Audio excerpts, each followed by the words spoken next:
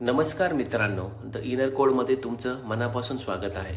आज आपण एका अशा पुस्तकावर चर्चा करणार आहोत जे पैसा कमवण्याच्या पद्धतीपेक्षा जास्त त्यामागचं शक्तिशाली विज्ञान समजून सांगतं. पुस्तकाचं नाव आहे the science of getting rich.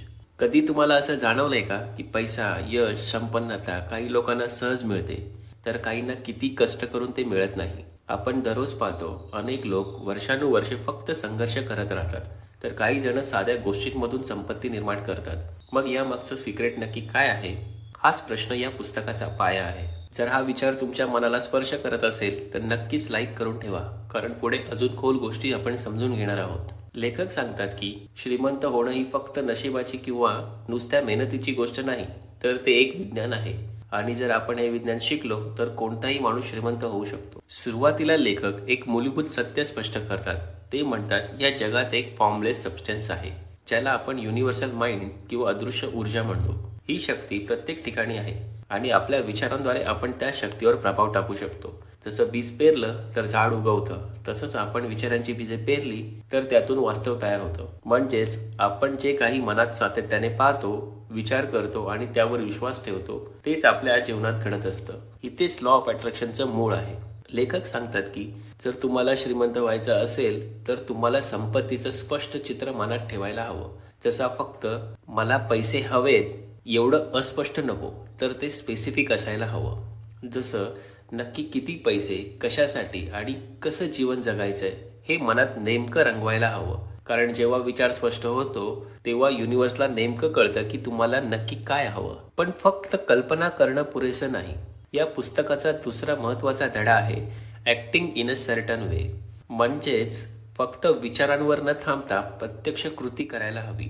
पण ही कृती घाई गडबडीची किंवा लोभाची नसून शांत आत्मविश्वासाने करायला हवी. उदाहरणार्थ, जर तुम्ही व्यवसाय सुरू करत आहात तर तुमचा उद्देश इतरांना फसवणं किंवा स्पर्धकापेक्षा पुढे जाणं नसून जास्तीत जास्त मूल्य निर्माण करणं हा हवा. कारण लेखक सांगतात तुम्ही श्रीमंत तेव्हा होता जेव्हा तुम्ही समाजाला अधिक मूल्य देता. हे खूप खोल आहे. संपत्ती निर्माण करणं म्हणजे इतरांचा हक्क हिसकावून घेणं नाही, तर आपल्या कामाने, सेवेमुळे किंवा उत्पादनामुळे समाजाला जास्तीत जास्त काहीतरी देणं हे आहे. जेव्हा तुम्ही असं करता तेव्हा युनिव्हर्स तुम्हाला परतावा दुप्पट करून देतो. यात एक आणखी सुंदर मुद्दा आहे, ग्रॅटिट्यूड.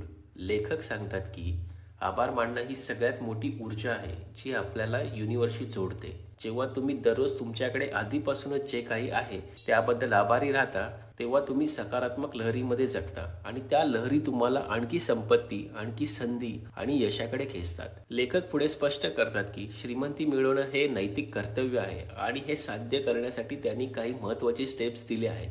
प्रथम, तुमच्या मनात स्पष्ट ध्येय ठेवा. श्रीमंत होण्याचं चित्र डोळ्यासमोर जिवंत ठेवा.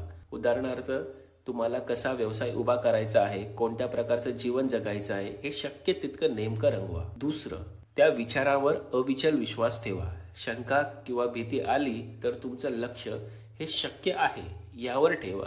जसं शेतकरी बीज पेरतो आणि त्याला उगवणारं झाड आधीच दिसतं, तसाच विश्वास ठेवा. तिसरं, रोजच्या कामात प्रामाणिक आणि उत्कृष्ट कृती करा. कोणतंही काम असो ते उत्कृष्ट पद्धतीने करा, कारण छोट्या छोट्या कृतींच्या गुंतवणुकीतूनच मोठी संपत्ती निर्माण होते. चौथं, दररोज कृतज्ञ राहा.